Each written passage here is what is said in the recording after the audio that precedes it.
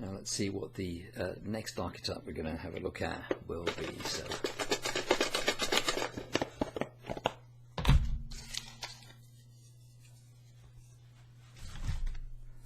the next archetype is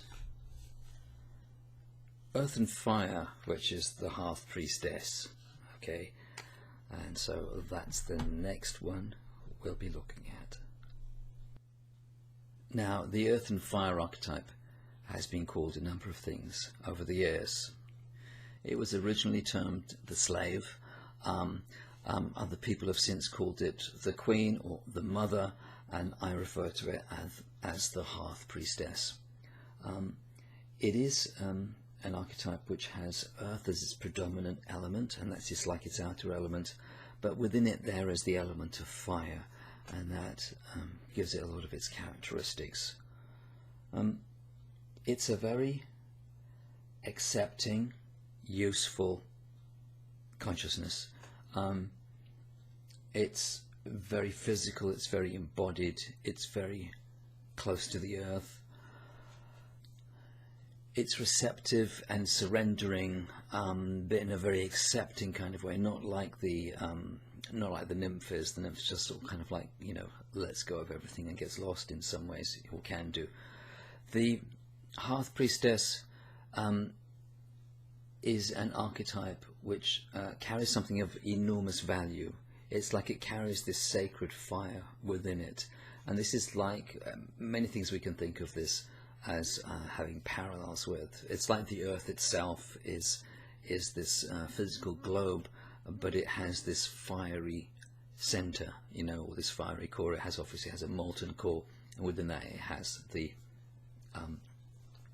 it has a metal core, you know.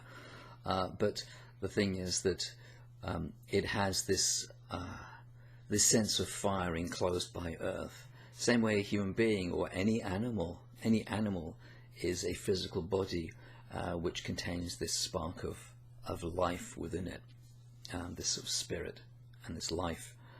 So it's a very, very vital archetype in that way. It's as I said, very useful. You can often see it characterized by a kind of commonality, you know, like as in a tribe or a community where people are sort of knitted together in this very organic way, and you have this consciousness whereby kind of there isn't very much that really stands out in that sense. It's just it has this quality of commonality and solidarity in a sense, and that's very much part of it too. I find it very much an archetype which contains something of enormous value in that it contains this sense of the sacred fire. So, and part of the reason I call it the Hearth Priestess is because it is like the guardian of the spark of the home, the warmth of the home. So you have the fire within the home. You also have the fire within the factory, so it's very productive, yeah, or in the foundry and things like this. But is this sense of it being the guardian of this spark or this fire, this sacred fire, which underlies all of our communities, all of our civilizations, everything. It has this this most useful spark and this sacred spark, which gives a sacredness to everything in a sense. There are some, I think, some very interesting qualities to it which are often overlooked. You'll find that when it's not respected and not valued for what it truly is, it gets turned into things like the employee. It turns the one who's simply exploited, yeah, the one who's simply owned as a slave or as a wage slave or what have you, the person who is simply used and taken for granted. So that's when it's sort of like it's in its blocked state. It becomes prone to simply being used, owned, sold, and this sort of thing, because it's of great value. That's the thing. It's actually something of enormous value, and it has enormous power in it. But its power is not a power for itself, if you see what I mean. Its power is a power which is used and which is meant to be used, but it's meant to be used with respect and with love and all these sorts of things. I think one of the most interesting things with this archetype is that something in it goes back to the whole old idea of temple priestesses, I think, and of people who acted in this role. It's a very, very physical sign. It's a very, very physical archetype, yeah. And as Tammo points out in some of his writings, it's very concerned with it's a very sexually it's a very physical sign as well, because it's earth and fire. So it's the body and the fire of desire and these sorts of things. These things come together in it, and it has a role to play in the transformation of energy, and in some idea of sacred sexuality, I believe. I believe it was almost a sort of a sacred function. You can see this reflected in degraded form when it's turned into the idea of the prostitute. Yeah, but there is something very primal and very, very important in this archetype, and in the way that it can transform energy, and the way it can be of service and this sort of thing. It's something which is completely dismissed nowadays, if not actually outlawed, but I think it's a very important thing. So it's a really interesting archetype, and I think it contains within a great deal. You can see it in, I believe it's seen in goddesses like is it Hestia? Or Hester?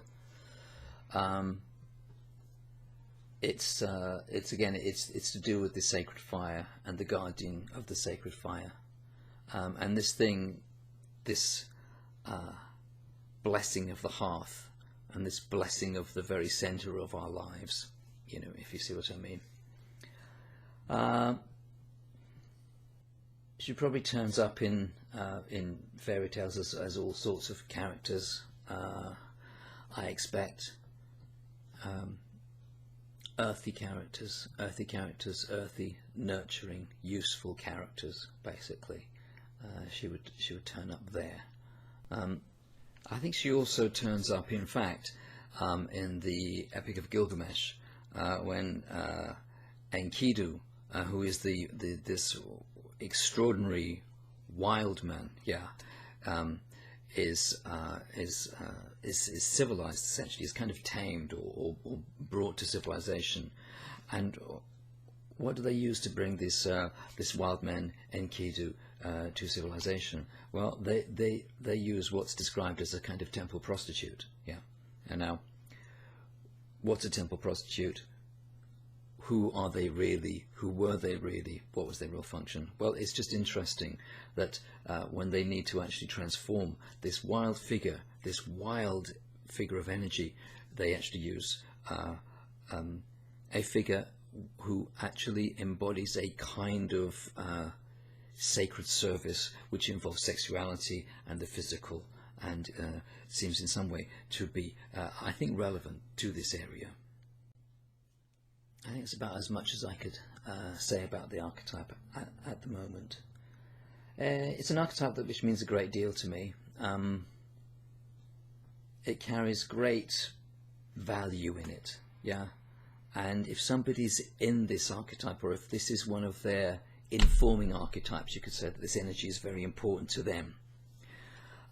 It's very important for that person to come to understand their nature and come to understand their value, because they will tend to be devalued, yeah. And so it's important to understand the great value of this archetype and these energies. And if you have these energies very strongly active in you, then it's important for you to understand that for instance, the submissiveness of this archetype is not one which means a giving away of self, or a loss of self, or a complete loss of agency, and things like this. So these are all important things to understand, and it's important for anybody in this archetype, or sort of like subject to this archetype, to come to understand their own value, and to not just give themselves away, basically. Anyway, that's what I've got to say about it for the moment. I hope that was of some interest, and please do have a look at this archetype and see what it means to you.